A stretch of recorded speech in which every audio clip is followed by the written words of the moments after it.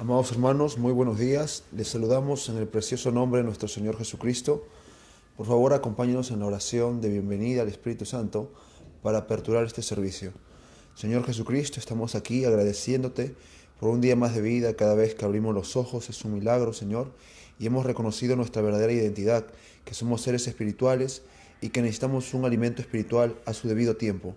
Señor, ven, háblanos en esta mañana, aliméntanos. Alimenta nuestra alma, Señor. Nuestra alma tiene sed de ti, Señor. Alimenta y fortalece, Señor, nuestro espíritu. Sé tú en tu palabra, Señor, el pan de vida. Sé tú en el salmista, en el músico, en el predicador, Señor. Sé tú en todo, Señor Jesucristo. Te invitamos, bendito Espíritu Santo. Permite que tu pueblo te pueda honrar, te pueda glorificar y que podamos pensar en ti, Señor.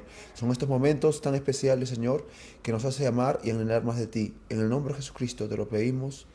Amén. En el monte Calvario.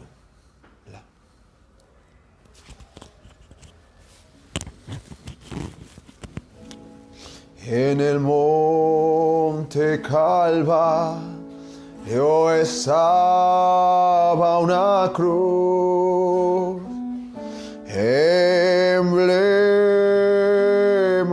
de afrenta y dolor. Mas yo amo esa cruz, no murió mi Jesús por salvar al más vil pecador.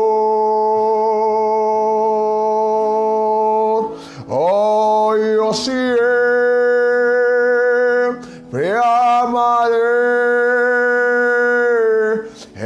esa cruz en sus triunfos,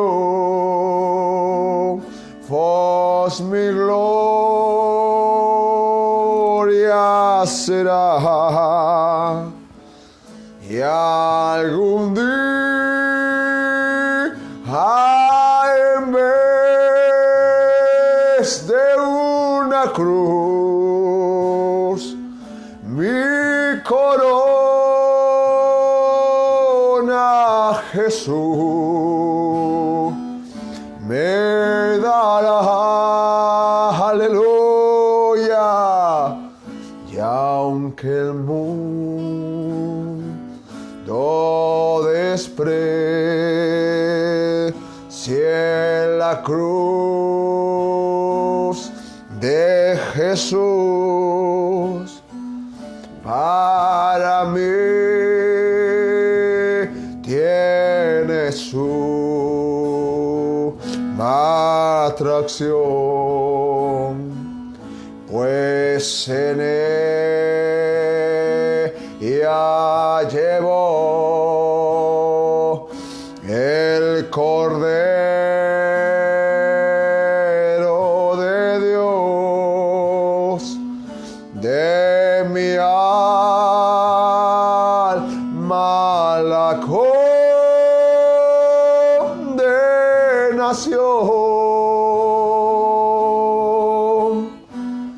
Oh, yo siempre amaré esa cruz en sus triunfos, mi gloria será. Y algún día en vez de una cruz, mi corona Jesús me dará. En la cruz de Jesús, no, su sangre vertió,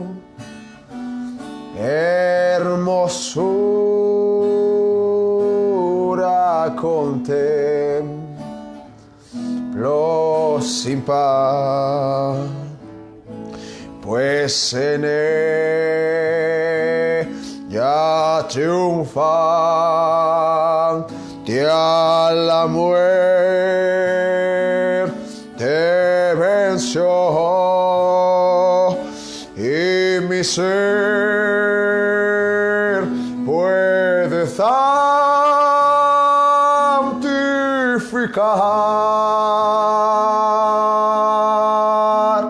Oh, yo siempre amaré esa cruz, en sus triunfos mi gloria será. Y algún día, en vez de una cruz, mi corona Jesús me dará. Yo seré siempre fiel a la cruz de Jesús. Sus desprecios con él llevaré, y algún día feliz con los santos en luz, para siempre su gloria veré. Aleluya. Oh, yo siempre amaré esa cruz,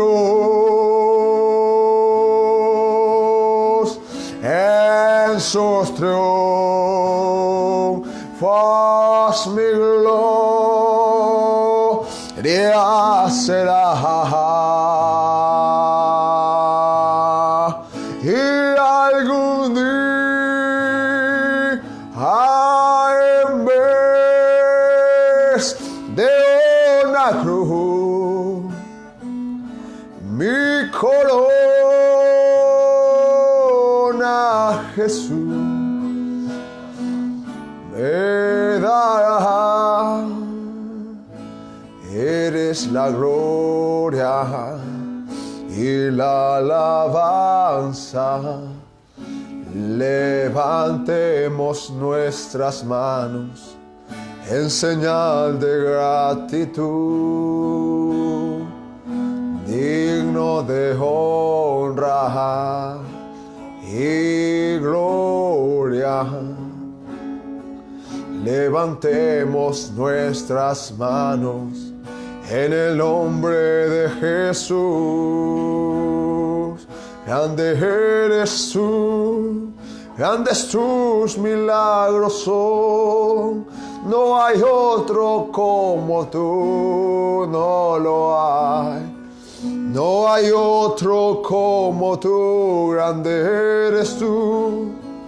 Grandes tus milagros son, no hay otro como tú, no lo hay, no hay otro como tú.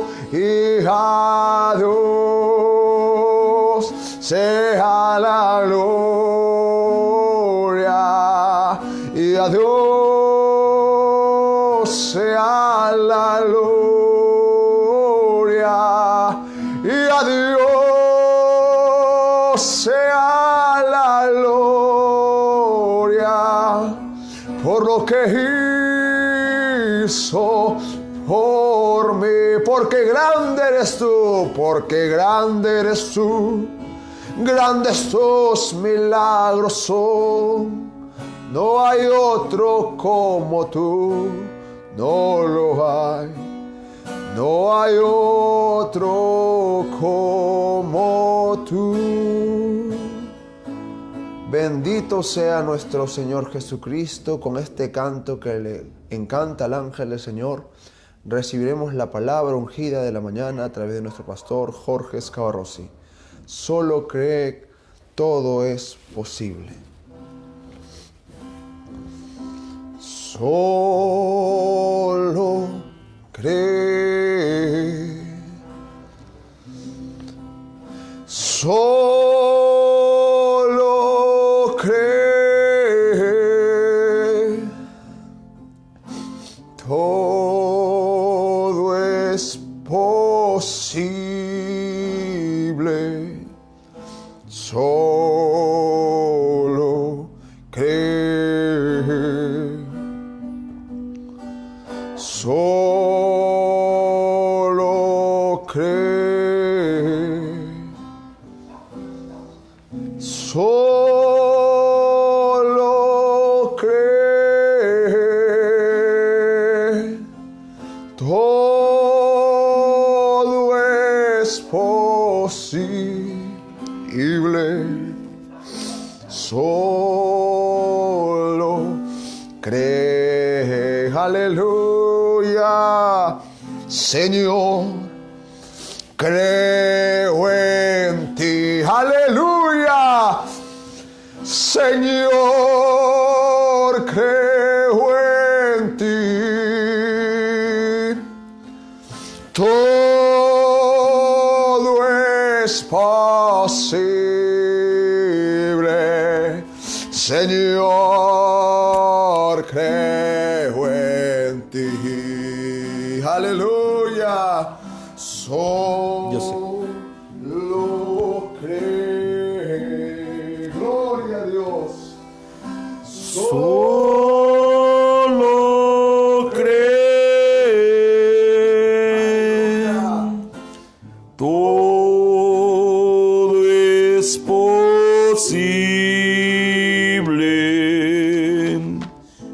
Solo creen, solo creen, solo creen, todo es posible. Solo cree. Amados hermanos, muy buenos días una vez más. Es un placer para nosotros saludarle a cada uno de ustedes en el bendito y único nombre de Jesucristo nuestro Señor. Quisiera por favor que me acompañen abriendo el libro de Revelación en el capítulo 10, versículo 7.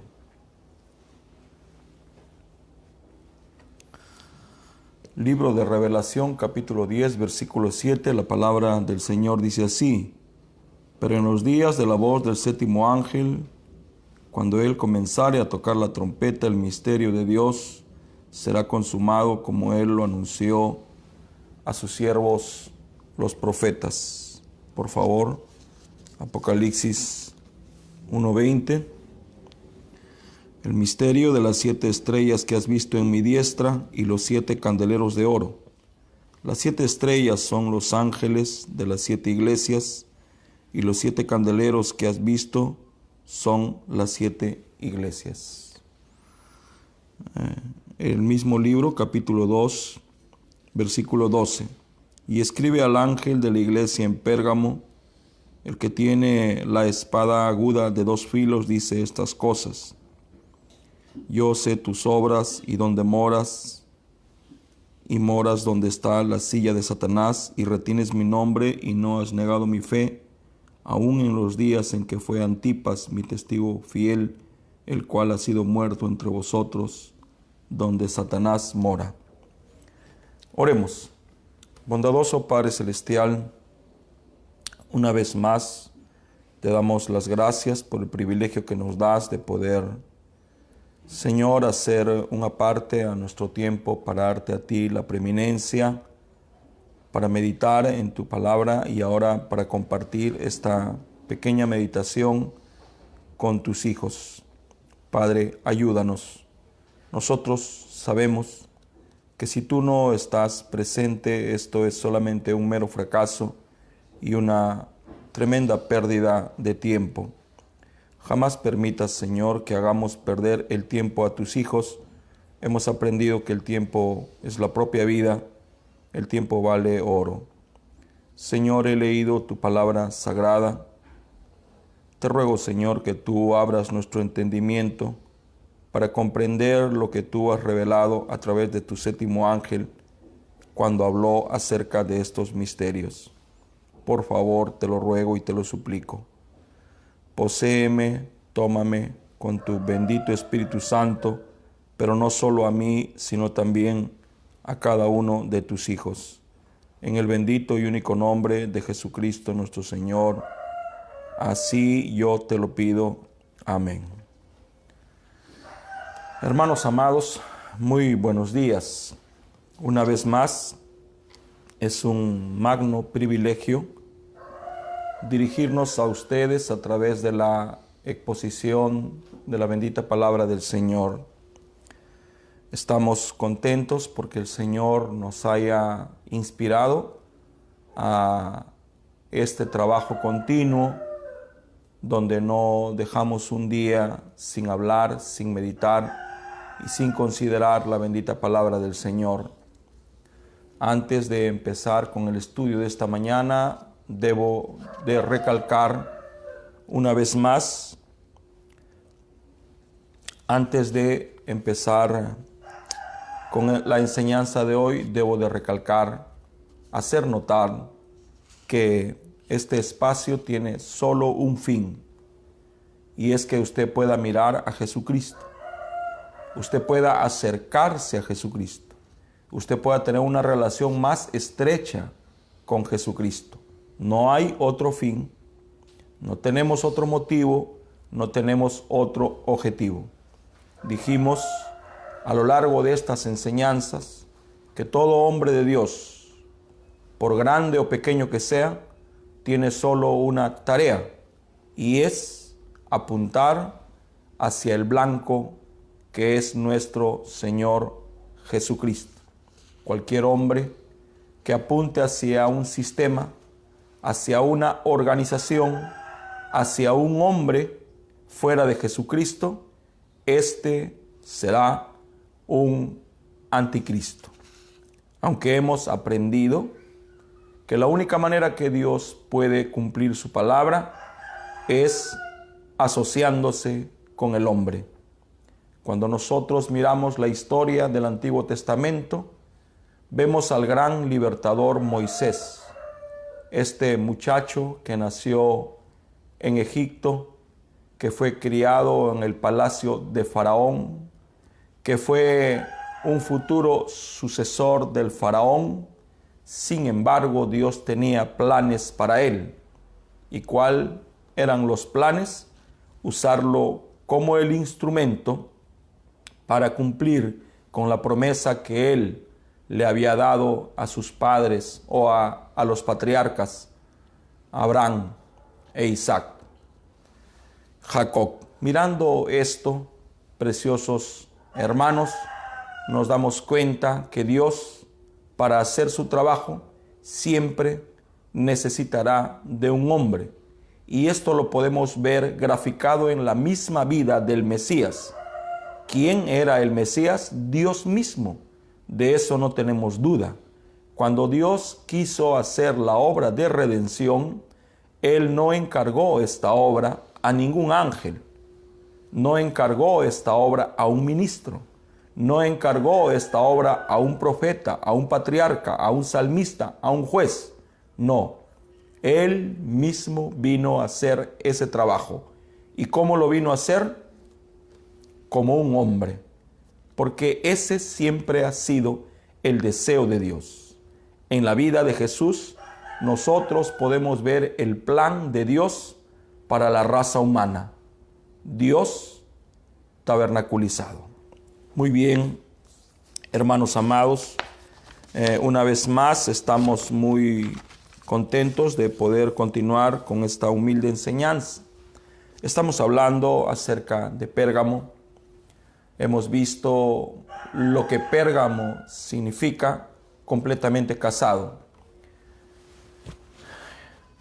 Naturalmente, cuando nosotros estamos mirando este estudio, nos vamos a dar cuenta, sin necesidad de repetir o de decirlo, que aquí estamos mirando el proceso, el crecimiento, el desarrollo de la vid verdadera. Pero al mismo tiempo estamos mirando el crecimiento, el desarrollo, el proceso que sigue la vid falsa. Amen. ¿Dónde empezó la vid falsa? ¿Empezó en Éfeso? Sí y no. Todo empezó en Génesis. Nosotros sabemos que la palabra Génesis significa origen, principio, y el principio de todo sucedió allí. Allí fue donde nació la doctrina del nicolaísmo. Allí es donde nació la simiente de discrepancia. Allí es donde nació el anticristo. Allí es donde nació el falso quíntuple ministerio. Todo lo que usted quisiera imaginar nació en Génesis. Pero ahora estamos mirando el plan de Dios desarrollándose, pero no solamente el plan de Dios, sino también el plan de Satanás, porque recordemos que Él ha planificado y Él está desarrollando su plan casi a la perfección. Hemos visto que el deseo del diablo desde el principio ha sido ser adorado. Por eso es que Él se resistió a la adoración del único Dios allí en el cielo y Él indujo, después de una tremenda predicación, a la tercera parte de los ángeles del cielo a que ya no miren a Dios, sino que ahora lo miren a Él. Hemos aprendido que nosotros debemos adorar al Creador, no a las criaturas. Y ese fue el error que cometieron los ángeles en el cielo, de adorar a una criatura. Amen. Más allá de lo que significa el diablo, él es una criatura y esa es la diferencia entre él y Dios. Que Dios es el creador y este Dios, porque también es Dios, porque se ha convertido en un objeto de adoración, es una creación. Eso quiere decir que Él tuvo un principio. Y si tiene un principio de acuerdo a la ley del contraste, entonces también tiene un final. Todos nosotros sabemos que esta es la segunda muerte, el lago de fuego. Hemos estado mirando por la gracia del Señor estos 2 días acerca de Pérgamo, su mensajero, dónde se desarrolló esta ciudad y quién hizo de esta ciudad su refugio. Hemos visto que en Éfeso había una doctrina que combatía el apóstol Pablo y los demás apóstoles, y era la doctrina del nicolaísmo. Esta doctrina empezó simplemente como acciones inocentes, como buenas intenciones. Empezó sutilmente queriendo ayudar a Dios. Si usted quiere ayudar a Dios, la manera de ayudar a Dios es simple. Yo la resumo de una manera sencilla. Si usted quiere ayudar a Dios, si yo quiero ayudar a Dios, ¿qué es lo que debo de hacer? No estorbarle. Y la manera de no estorbarle a Dios es haciéndonos a un lado, haciendo exactamente lo que hizo el profeta precursor de la primera venida de Cristo, Juan el Bautista, quien dijo: a mí me toca menguar para que Él pueda crecer. La manera de ayudar a Dios es menguando, es haciéndonos nada, es entregándonos en sus manos, es considerarnos nada, y de repente con eso podamos ser candidatos a que Él nos pueda usar. Hemos estado mirando que nos conviene examinar la historia, y la razón es para conocer cómo es que adoraban nuestros antepasados. Muchas gracias, joven. ¿Cómo es que nuestros antepasados adoraban? Hace algunos años, un hombre de Dios me dijo: edifícate sobre el fundamento de los apóstoles y los profetas. Naturalmente, esta escritura la conozco desde niño, Efesios 2:20, y me lanzó otra pregunta: ¿existirán apóstoles hoy? Fue la primera vez que yo me pregunté: ¿bajo qué estoy edificado? ¿Bajo la doctrina de un pastor? ¿Bajo la doctrina de un evangelista, un maestro? ¿Acaso la Biblia no dice apóstoles y profetas? Entonces la historia nos va a ayudar a saber cómo es que nuestros antepasados adoraban. Cómo es que nuestros antepasados, nuestros padres de la fe, cómo es que bautizaban, cómo es que predicaban, cómo realizaban la obra misionera, cómo establecían iglesias, cómo trataban con el creyente. Nos va a enseñar cuál era su prioridad, nos va a enseñar cuál era su predicación, cuál era su doctrina. La historia nos lo va a enseñar. Y ahora, como ayer, me voy a apoyar en esta declaración de nuestro amado hermano Branham. Se las leeré nuevamente. No hay duda de que se han dejado muchas preguntas sin respuestas, y que también se pudo haber dicho mucho más para iluminarnos, pero esto no ha sido presentado para ser un estudio de historia, sino más bien ha sido presentado para ser una ayuda en el estudio de la palabra. Esto es para mí fundamental. Yo hago mía esta declaración para decir que en estos pequeños estudios que estamos realizando, estamos dejando muchas preguntas y muchas respuestas sin responder.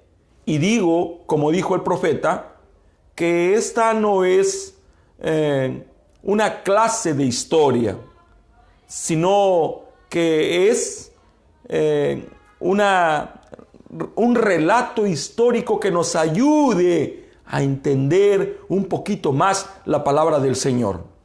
Entonces nos conviene examinar la historia para ver cómo adoraban nuestros antepasados. Si nosotros nos fuéramos a la raíz de todo, en realidad no seríamos engañados, ni cometeríamos el error de engañar a otros. Porque si nosotros estamos confundidos, naturalmente vamos a confundir a los demás. Si nosotros estamos engañados, naturalmente vamos a engañar. No sé si me explico.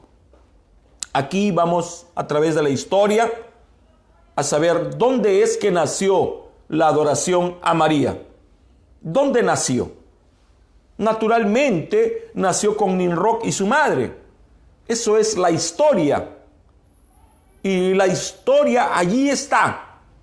Y Dios predestinó hombres abocados al estudio y la investigación y que lograron plasmar en papiros, en pieles y ahora en libros los registros históricos que pueden iluminar un poquito más nuestro estudio en referencia a la palabra del Señor. ¿Dónde es que nació ese pensamiento de María, la Inmaculada? O sea, la que fue concebida sin pecado. O sea, en el nacimiento de María no hubo hombre ni mujer, fue divino. Me enteré estudiando el libro que desde el año 1964 se le dio a María la posición de mediadora, la posición de madre de todos los creyentes y madre de la iglesia y madre de Dios.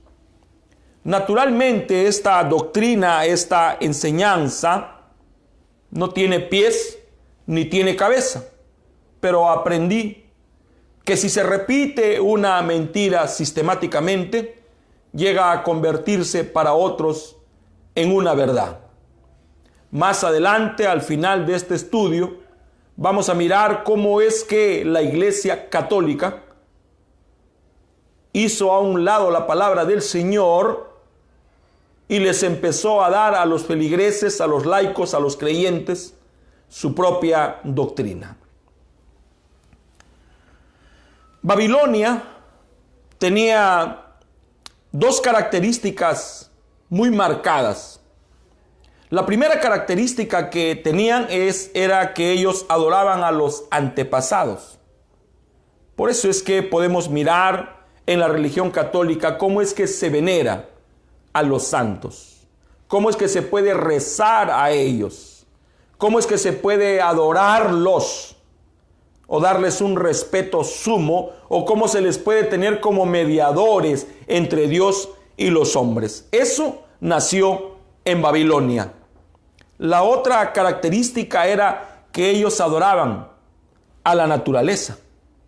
Adoraban al sol, a la luna, a las estrellas. Cuando pienso en el sol, la luna y las estrellas, naturalmente pienso en nuestro país. Perú era el centro del imperio incaico. ¿Qué es lo que adoraban nuestros antepasados, los incas? ¿Acaso no adoraban al sol? ¿Acaso no adoraban a la luna? ¿Acaso no adoraban a la serpiente, al puma, al agua?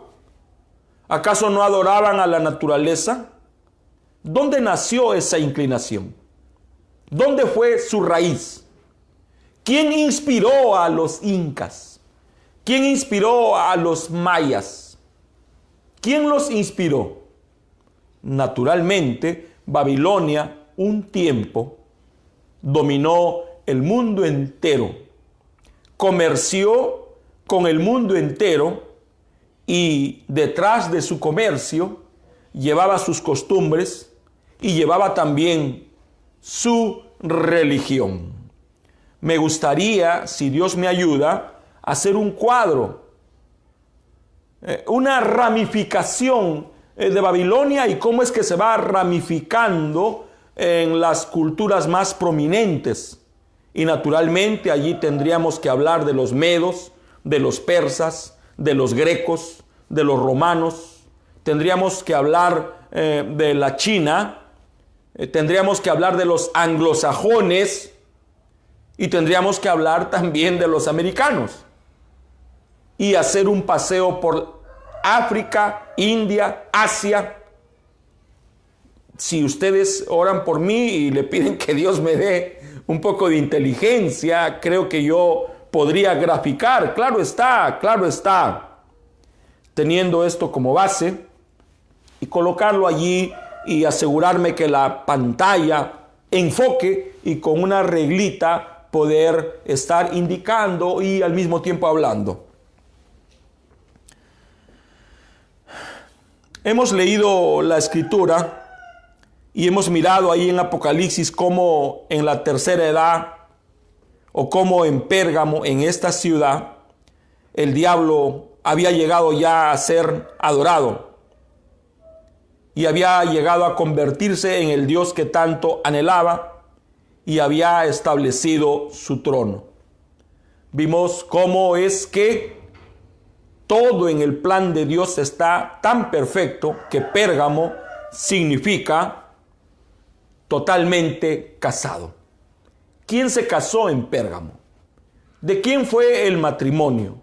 Naturalmente, para responder esta pregunta, el hermano Branham tuvo que irse hasta la misma historia. ¿Cómo es que esta ciudad se convirtió en el trono de Satanás? Satanás tiene un trono y ese trono quedaba en Pérgamo porque ya no queda. Ahora ese trono está en Roma. ¿Y cómo es que llegó a Roma? Todo eso está aquí.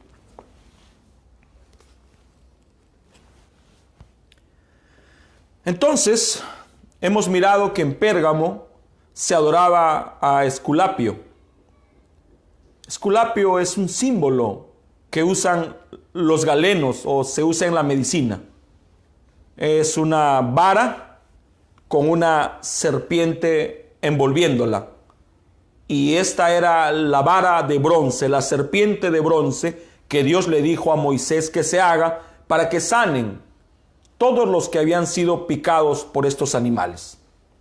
Aquí ya estaban adorando. Hubo un tiempo que la grande Babilonia entró en una grande decadencia.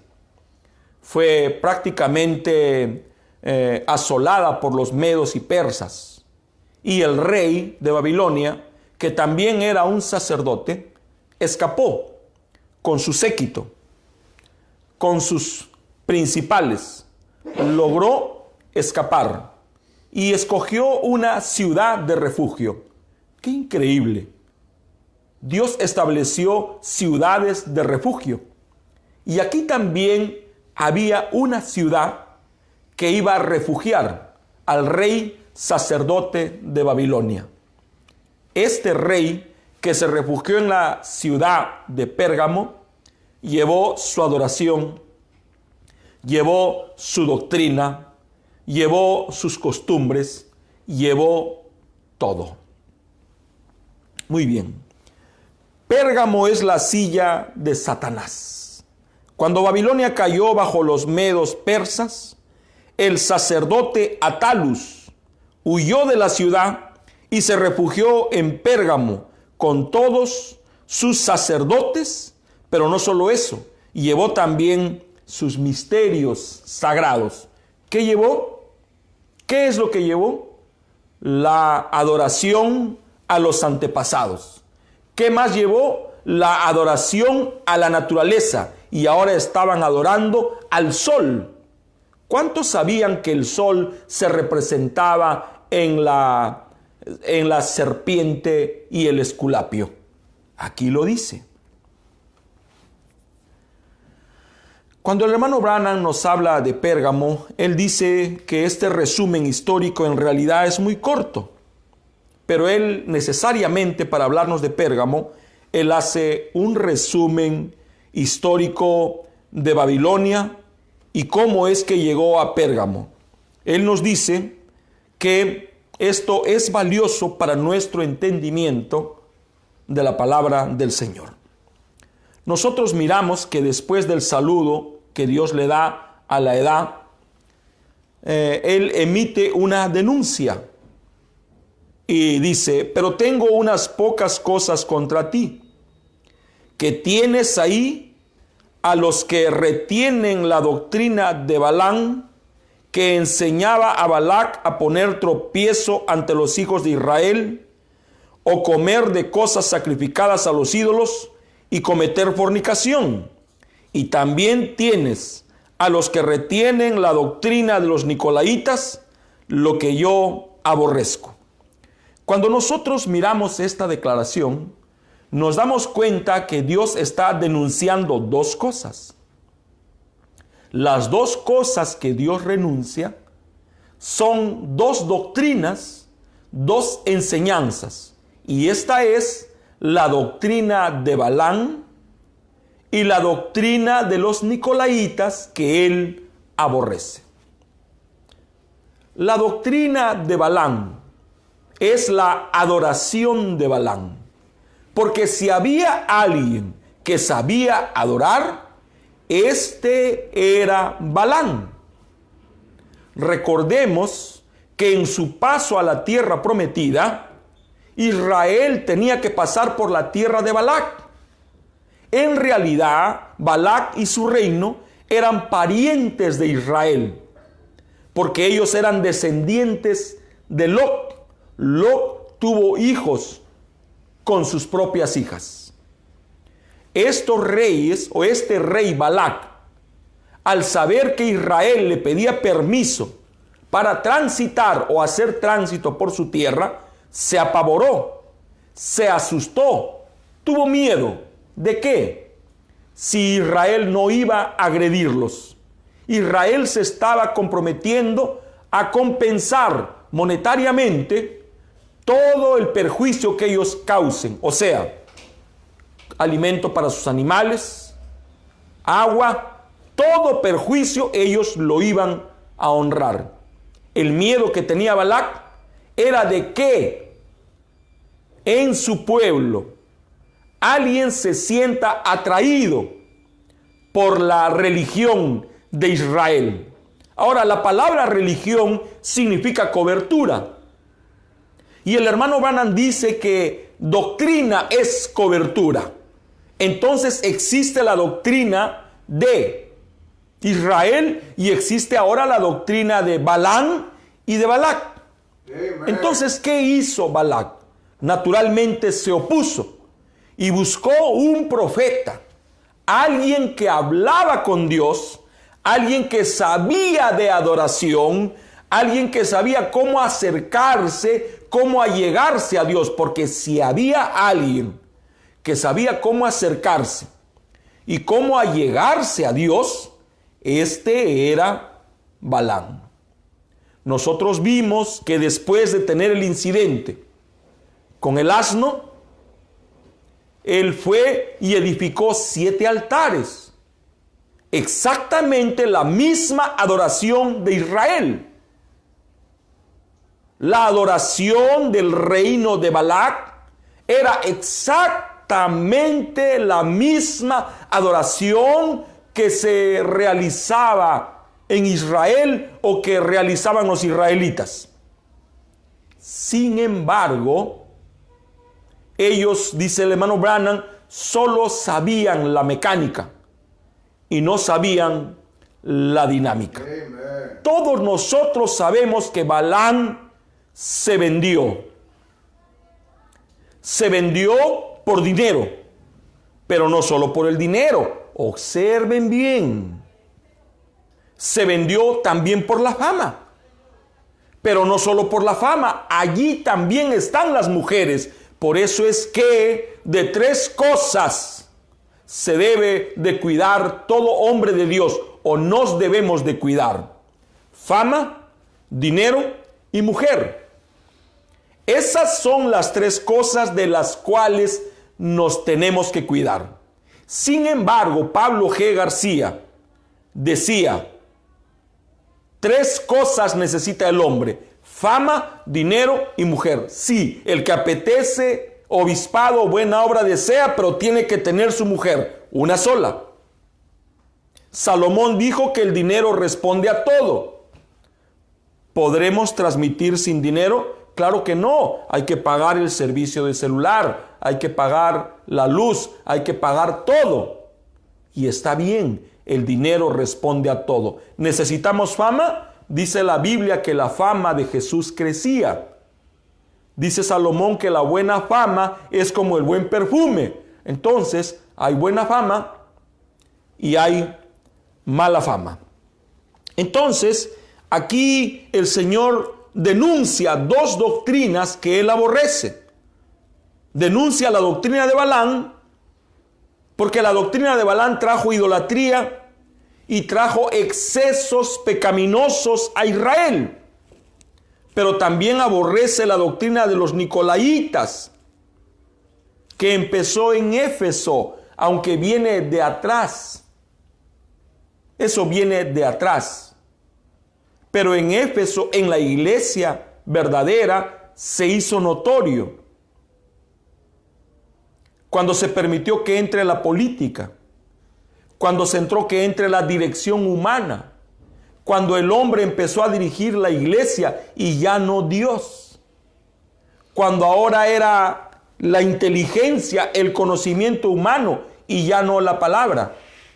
En Éfeso dice fue solo simples hechos, pero en Pérgamo ya no era hechos, ahora era una doctrina, ahora era una enseñanza.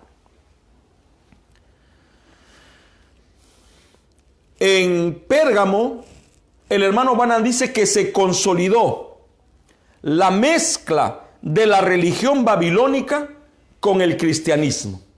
O sea, se llegó a dar totalmente, pero ¿cómo entró? Gradualmente, poco a poco, de una manera que no se notaba. Por eso es que nosotros debemos de mirar todo sospechosamente.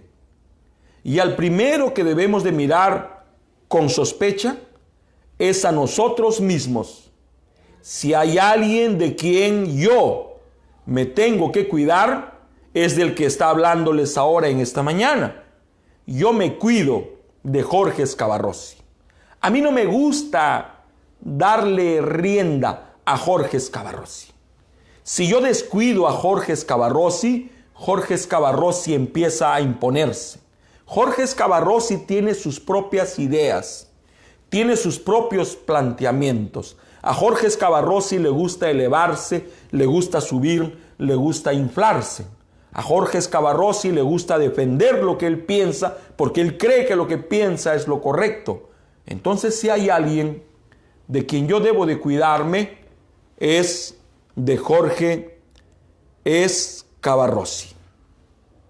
La primera iglesia en Roma, ahora nos vamos a Roma, fue reprobada. La primera iglesia en Roma fue establecida de la manera correcta.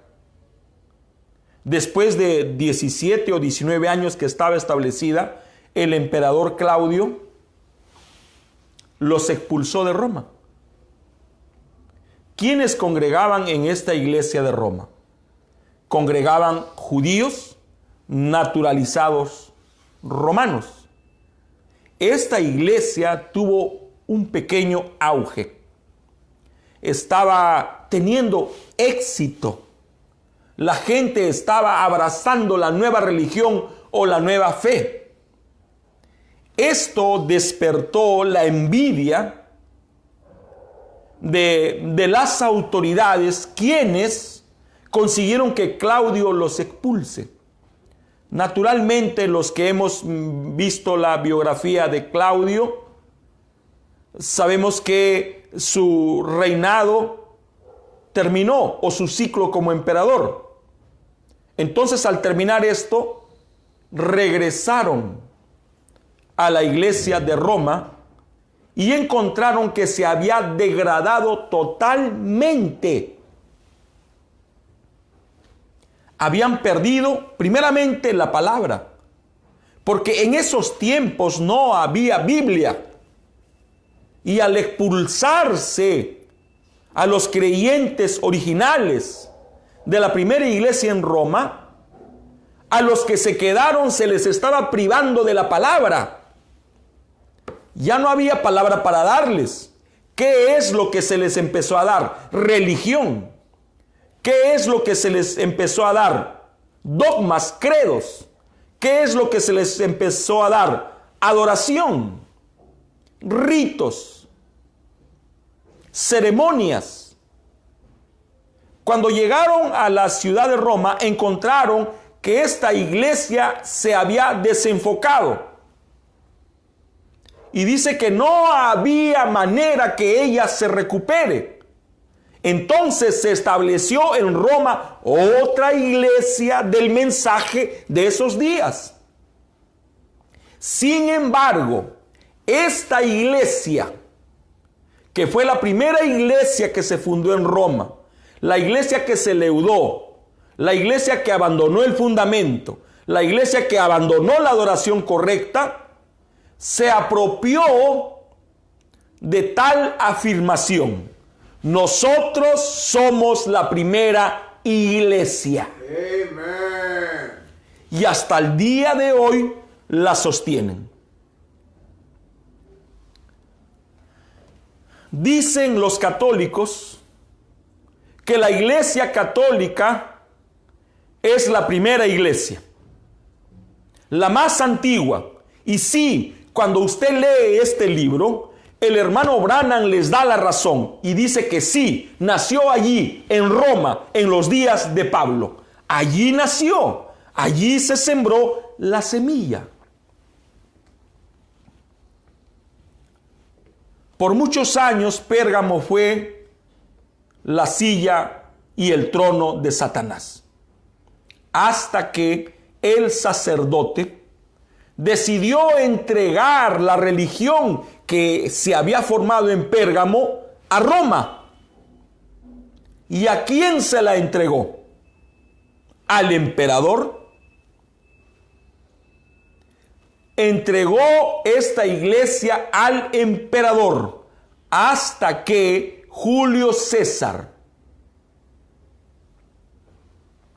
renunció a este derecho. No quiso saber nada con religión. Él era un militar, él era un emperador.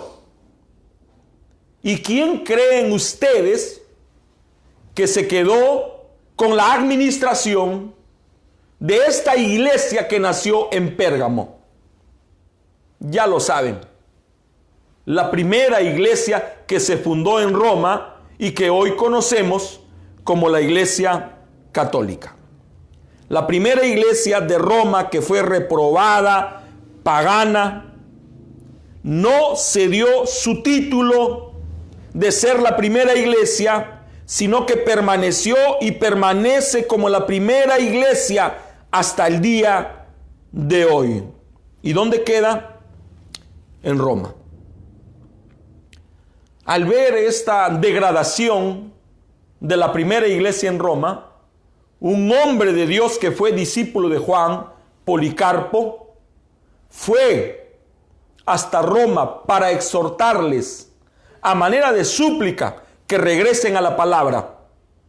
Él se espantó al mirar la manera en que ellos celebraban los servicios. Policarpo vio que ellos se postraban ante las imágenes que tenían nombres de apóstoles y santos. Policarpo vio que se encendían velas, que se quemaba incienso en el altar. Vio que celebraban la Pascua paganamente, elevando el pan en la forma de disco en honor al dios Sol. Vio que vaciaban el vino como una libación a los dioses.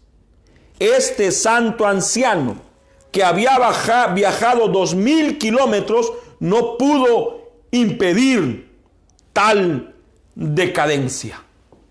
Y antes de despedirse, Policarpo dijo: Efraín dado a ídolos, déjalo. Una profecía, Oseas 4:17. Policarpo jamás regresó a Roma. Ellos son la primera iglesia. Es verdad, la iglesia original en Roma. En verdad, ellos lo son. Pero aquí tenemos a otra iglesia que se refunda. Y al refundarse nuevamente la iglesia en Roma, entonces ya hay dos iglesias que llevan el mismo nombre. Las dos se llaman cristianas. Las dos creen en Jesús. Las dos creen en los apóstoles. Solo que una tenía la doctrina de los nicolaitas y la doctrina de Balaam. Y la otra tenía la doctrina de los apóstoles y los profetas. Amen. Estas dos iglesias, que en realidad eran dos vides, tenían una diferencia muy amarga entre las dos. Disculpen.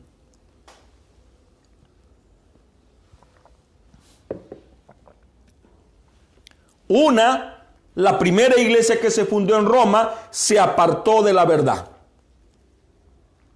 Se había casado con los ídolos.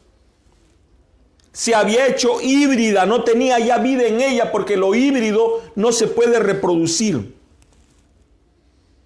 A ella no le seguían las señales que siguen a los que creen, le seguían las señales del infierno y de la muerte. ¿Era poderosa? Sí. Tenía muchos miembros, tenía mucha economía, era muy favorecida por el gobierno de turno. La otra iglesia, la que se refundó, era un grupo pequeño, era un grupo perseguido, era un grupo que seguía la palabra, era un grupo al cual las señales los seguían. Estas señales seguirán a los que creen. En mi nombre echarán fuera demonios y otras cosas más. Los enfermos eran sanados. Los muertos se levantaban. Ella vivía con su vida la palabra del Señor. Ella no amaba su propia vida. Ella amaba el nombre de Jesucristo. Ella se afirmaba en su fe y defendía su fe, si fuere posible, hasta dar su propia vida. Esta iglesia fue perseguida hasta que Constantino, el año 312, si no me equivoco, declaró libertad de religión. Años antes del Concilio Ecuménico de Iglesias, Constantino declaró libertad de religión. Los historiadores lo dicen, y también el hermano Branham. Él iba a ir a una guerra. Y justo antes de cruzar un puente, él tuvo un sueño. En ese sueño, en esa visión, él vio una cruz. Entonces él hizo un pacto. Y él dijo que si él ganaba la guerra, significaba que los cristianos habían orado por él, entonces él declararía libertad de religión. El profeta dice que él, aunque la historia diga lo contrario, él jamás se convirtió al Señor. Él era un político religioso. Amén. Pérgamo significa totalmente casada. ¿Por qué Dios permitió que esta ciudad tenga ese nombre? Porque Él ya lo conocía todo y Él sabía que un día se uniría la iglesia con el Estado. Y fue en Pérgamo donde empezó esta práctica. En Pérgamo, en la edad de Pérgamo, se casó el Estado y la iglesia. Se casó la política y la religión. Los resultados de esta unión o de este matrimonio, dice el profeta, trajeron resultados desastrosos, horribles. Nació un híbrido. Hace muchos años, de repente 33, yo leía algunos libros científicos y empecé a leer acerca de los mutantes y cómo es que la ciencia, tratando de contradecir la teoría divina de que el hombre fue creado por Dios y que no viene del mono, cruzó esperma de un mono con el óvulo de una mujer y lo fue concebido in vitro en un laboratorio, y de tanta insistencia nació un híbrido. Este híbrido no era ni hombre ni era ni mono, era un híbrido, una criatura monstruosa. Carecía de inteligencia total. No tenía forma. Yo logré ver las fotos. ¿Dónde se hizo este experimento? En Inglaterra. Por eso es que Inglaterra un día descansará también debajo del mar. Entonces, cuando se casó la política con la religión, cuando se casó la iglesia con el Estado. ¿En qué edad se casaron? Pérgamo, no el año 325, casi por el 380. Cuando se casaron en esta edad, el resultado fue monstruoso. Produjeron una bestia, un poder, un híbrido, alguien que no podía ya traer vida.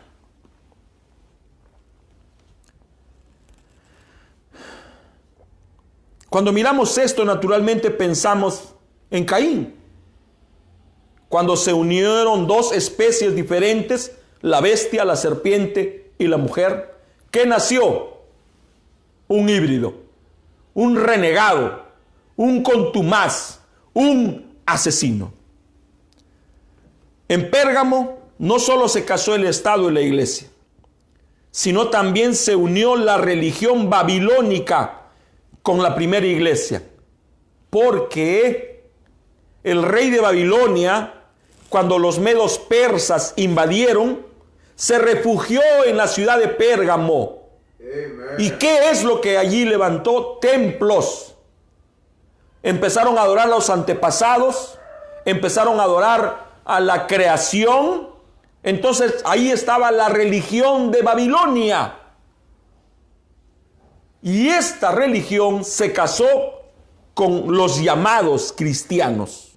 No vayan ustedes a pensar que fue en Pérgamo cuando la bestia de Apocalipsis 13:3, que fue herida de muerte, volvió a la vida y al poder ahora como el Santo Imperio Romano. Esto está tremendísimo.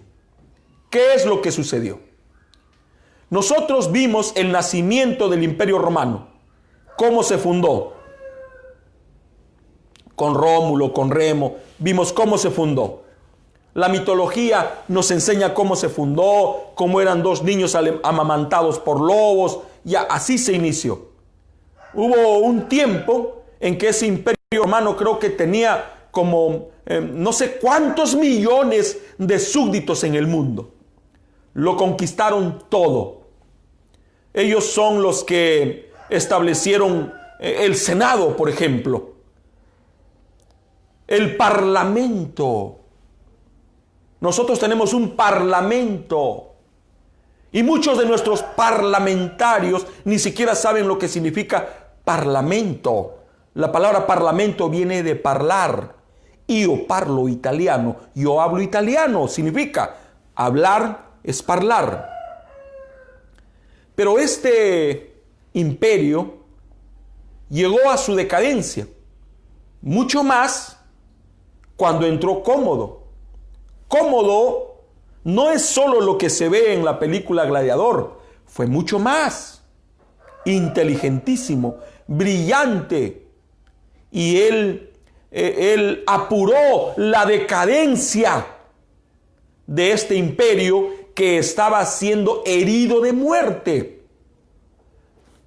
Daniel vio una visión, y en esta visión vio un hombre y tenía un casco de oro, la cabeza de oro, tenía los pechos de plata, tenía los muslos de metal y tenía las piernas, ¿es correcto?, de metal y bronce. Todos sabemos que nos está hablando de 4 imperios. El más grande, el imperio babilónico.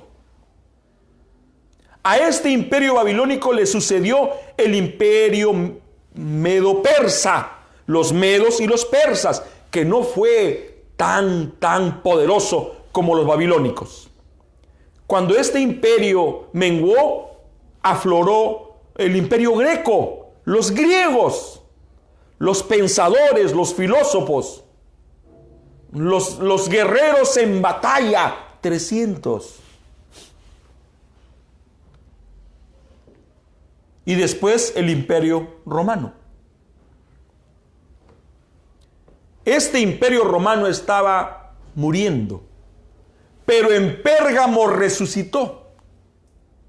Porque si Roma gobernó una vez al mundo por la fuerza, si lo gobernó a través del paganismo de su imperio, ahora iba a mutar, iba a cambiar, se iba a transfigurar e iba a dominar una vez más al mundo a través del poder político, religioso, porque en Pérgamo totalmente se casaron el Estado y la religión, la iglesia y la religión babilónica. Amén, hermanos. Roma entró en decadencia, mas ya no importa.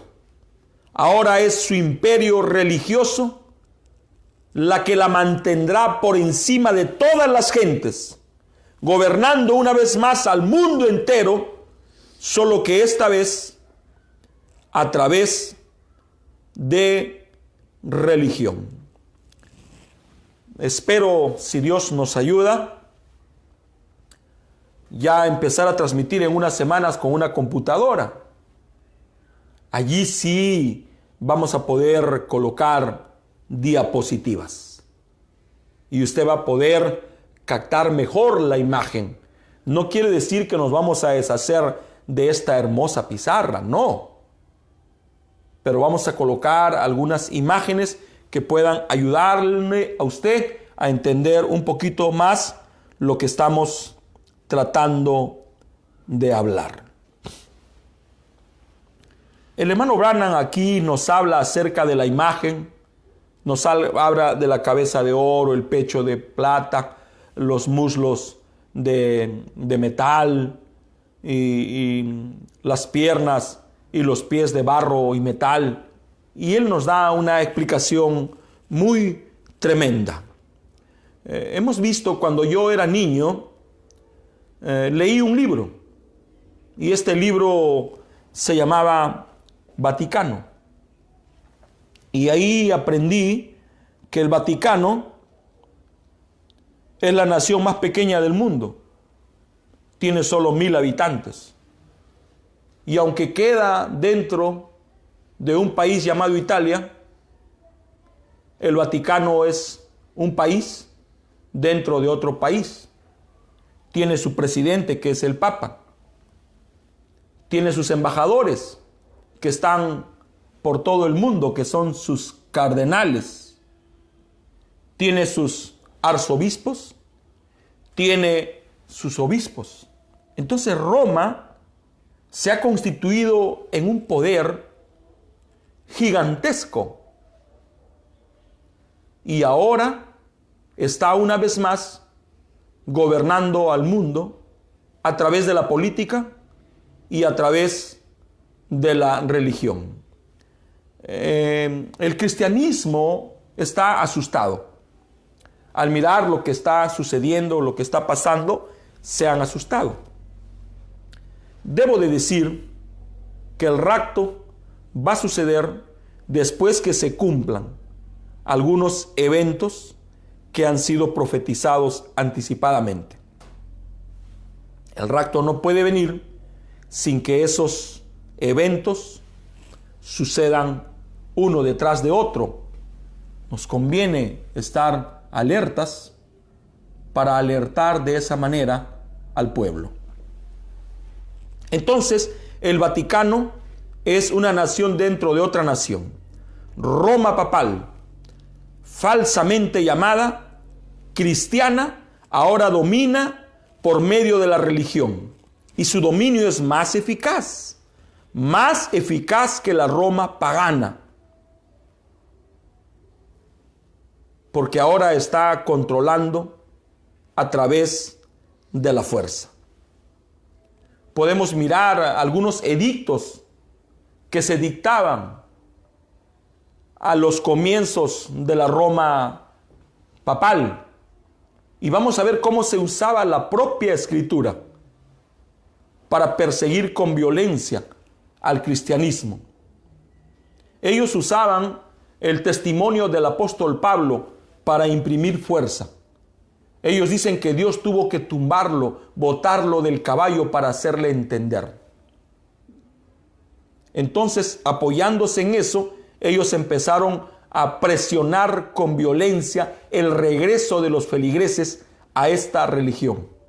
Y a los que no creían, los acusaban de hechiceros, los acusaban de herejes, so pretexto de esto, para poder cegarles la vida. Yo quisiera entrar con el favor de Dios ahora a hablarles acerca de algo que para mí es totalmente fundamental. Y es más allá. Yo quisiera invitarles a ustedes a que lean este libro y ahí ustedes van a entender cómo es que Roma llegó a tener la jefatura, y fue con la transición de este emperador. Pero ahora voy a entrar a algo que no solo sucede en Pérgamo, sino ha sucedido a lo largo de la historia, y esta es la doctrina de los nicolaitas, porque Dios está denunciando estas dos doctrinas, la de los nicolaitas y la doctrina de Balaam. El profeta dice: Dios nunca puso la jefatura de su iglesia en manos de alguien que se conduce con mentalidad política. Si Dios me ayuda, un momento predicaré política. Dice que Dios colocó la iglesia bajo el cuidado de hombres que son ordenados por Dios, llenos de Dios, que viven por la palabra, que guían al pueblo a través de la alimentación de la palabra. El profeta dice que Dios no ha dividido al pueblo en clases para ser guiados por un sacerdocio santo. No. Dice el profeta: no hay nada en la palabra que respalde a sacerdotes o ministros como mediadores entre Dios y los hombres. Dice el profeta: tampoco quiere clases en su iglesia, sino que todos alabemos y adoremos al Señor juntos. El nicolaísmo, escúchenme, el nicolaísmo separa a los ministros del pueblo y los hace mayordomos en vez de siervos. ¿Qué era un mayordomo? Un administrador. Entonces el nicolaísmo es clasista. El nicolaísmo separa, divide y vencerás. Esa era la táctica de la Roma pagana. Así conquistó el mundo entero, y es todavía la táctica del nicolaísmo en la iglesia. Divide y vencerás. Entonces el nicolaísmo dividió la iglesia en clases y, claro, puso al ministerio como una clase alta y al pueblo puso abajo, perdiéndose con esto el real significado, que el ministerio es para servir, no para servirse. La razón de ser de un ministro es servidumbre. ¿Servir a quién? A Dios. ¿Y cómo se sirve a Dios? Sirviendo a los hombres. Amén, hermanos preciosos. La doctrina de los nicolaitas empezó solamente con un hecho, pero aquí en Pérgamo ya es una doctrina. Los nicolaitas hicieron una mala interpretación del significado de la palabra anciano y obispo, porque Pablo habla de ancianos y obispos. Y el hermano Branham dice que cuando habla de ancianos está hablando de la edad cronológica, y cuando habla de obispo está hablando del oficio. Pero ellos lo malinterpretaron. Esa interpretación hizo que ellos determinen que un anciano era un pastor que solo tenía autoridad local, pero un obispo tenía autoridad extendida sobre muchos líderes locales. Yo pudiera hablar acerca de esto ahora, cuando el hermano Branham dice que la máxima autoridad en una iglesia es el pastor. Así dice el Señor. a través de nuestro corto y pequeño, diminuto llamamiento, Dios nos ha permitido empezar algunos trabajos. Y en esos trabajos tenemos encargados. Cuando me toca ir a esos lugares, yo no voy inflando el pecho o creyéndome el emperador. No, voy como un siervo y me coloco debajo del que está al frente, del encargado. Y aunque él me llama pastor, cuando yo llego a la ciudad y a la iglesia, yo me coloco debajo de él. Ahora él es mi cabeza. Y me dice, pero ¿cómo puede ser si usted lo es? Si yo no te respeto, el pueblo no lo hará. Si yo no te honro de verdad, ellos no lo harán. Y si yo, siendo el pastor, me sujeto a ti, entonces ellos aprenderán lo mismo. Cuando Dios nos lleva a cualquier lugar, nosotros debemos de quedarnos debajo de el hombre que nos recibe, sin importar su tamaño, sin importar su conocimiento, sin importar su economía. Simplemente porque así es. Es lo que le enseño a mis hermanos y a los hombres de Dios de esta pequeña congregación de la cual soy el sirviente. Que cuando vayan a un lugar, se coloquen debajo de el hombre que está al frente. Y que su voluntad termina cuando llegan allí. Y ahora van a estar debajo de la dirección de Dios a través del hombre que está al frente de la congregación. Pero los nicolaitas no. Ellos determinaron que un obispo tenía la autoridad extendida sobre muchos líderes locales. Tal interpretación no se ajusta a las Escrituras. ¿Quién lo dice? William Marion Branham. El error de Policarpo fue inclinarse a esto. Él pensó que esto ayudaría a la iglesia. Era solo un buen deseo, una buena intención. El infierno está empedrado de buenas intenciones.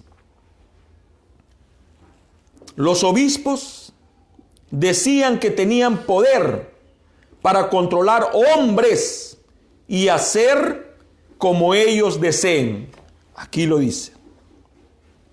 Dice, colocándolos en el ministerio donde mejor les parece. Esto, dice el hermano Branham, niega la dirección del Espíritu Santo. Entre los hombres así es, pero entre nosotros no. Entre nosotros debe haber compañerismo. Voy a graficar esto con un ejemplo natural sencillo.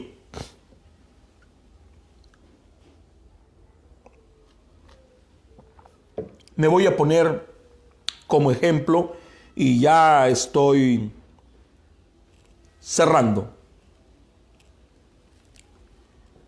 Dijimos que tenemos 3 iglesias. Yo soy una iglesia. Tenemos la iglesia donde congregamos con la asamblea local. Y nuestro hogar también es nuestra iglesia. Yo siempre he dicho, y qué bueno que aquí esté mi hermano y mi hijo Bernabé. Yo siempre he dicho que si yo fuera una mujer, sería una muy buena esposa. Honraría, serviría, atendería, cuidaría a mi marido. Cuidaría la casa, la economía, cuidaría a los hijos. Y yo lo haría. ¿Por qué? Soy creyente. Pero a Dios le plació que sea varón. Al ser varón, yo soy el pastor de mi hogar. Soy el guía de mi hogar. Soy la cabeza de mi hogar. Y en mi hogar tengo 3 hijos. Jorge, El segundo también se llama Jorge, pero vamos a llamar Ángel o su otro nombre. Y Belén.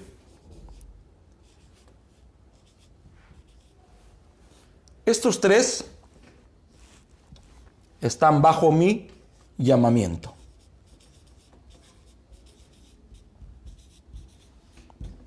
Bajo mi pastorado.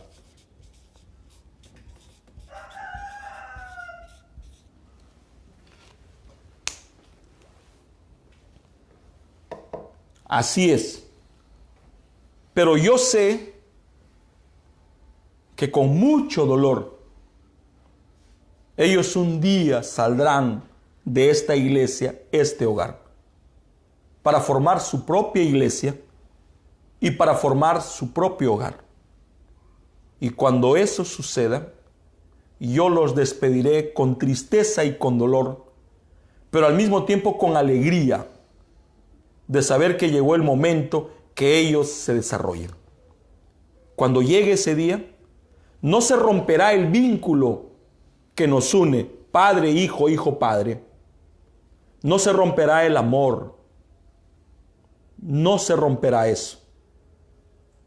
Pero ahora ellos serán cabeza de su hogar. Y por más que yo, Jorge Escava Rossi, soy papá o padre de ellos, yo no tendré el derecho de hacer o deshacer en sus hogares. Ahora ellos tendrán la responsabilidad. Y cuando tengan algún problema, porque lo tendrán, posible recurran a mí como su padre. Y con mucho gusto, con mucho placer, los ayudaré. Con mucho placer les daré una mano. Con mucho placer les daré un consejo. Pero jamás me verán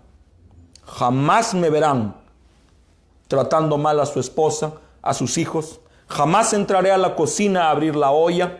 Jamás entraré a su casa sin tocar la puerta. Jamás. Y sé que un día entregaré a Belén. Y sé que un día tendrá su cabeza. Y por más que soy padre de ella y padre de mis hijos, eso nunca dejará de ser, pero ya no estarán bajo mi autoridad. Es exactamente cuando hablamos de lo espiritual. Pero los nicolaitas lo interpretaron de la otra manera. No quisieron renunciar al derecho. Yo predico que no se debe de criar hijos toda la vida. ¿Qué es eso de criar hijos toda la vida? ¿Cómo es eso? Tengo mi hijo Jorge, tiene 24. Ya sé que uno de estos días va a volar. Y ahí mi responsabilidad será con los dos menores. Y un día Bernabé volará y será Belén. Y cuando Belén se vaya, entonces solo será Magali. Lo mismo es en lo espiritual. Si Dios así permite, mañana voy a terminar con los nicolaitas. Entraremos a Balán y posible terminaremos Pérgamo. Oremos. Bondadoso Padre Celestial, me acerco a ti en el nombre de Jesucristo, tu Hijo amado, para darte las gracias por el privilegio que me das y nos das de poder juntarnos alrededor de la enseñanza, alrededor de la exposición de tu palabra. Señor, ayúdame. Señor, ayúdanos. Lo que estamos tocando es muy delicado. Es tu palabra, se tiene que tocar. Jamás permitas, Padre Celestial, que caigamos en el error de Balán y en el error de los nicolaitas. Jamás permitas que nos creamos con derecho a algo o dueños de algo. No somos dueños de nada, a las justas de nuestro nombre, y no tenemos nada. Pero te tenemos a ti y con eso tenemos todo. Jamás permitas que miremos a tu iglesia como un objeto, como una pertenencia. Pablo dijo, uno es el que siembra, otro es el que riega, pero otro es el que da el crecimiento. Es tu iglesia, es tu propiedad, es tu pueblo, no es nuestro. Nosotros somos parte de ese pueblo. Ayúdame, ayúdanos. Jamás permitas que se levante el hombre. Jamás permitas que yo me levante. Jamás. Jamás lo permitas. Por favor, te lo ruego y te lo suplico. Ten piedad de mí en el nombre de Jesucristo. Amén. Hermanos, la paz del Señor con ustedes.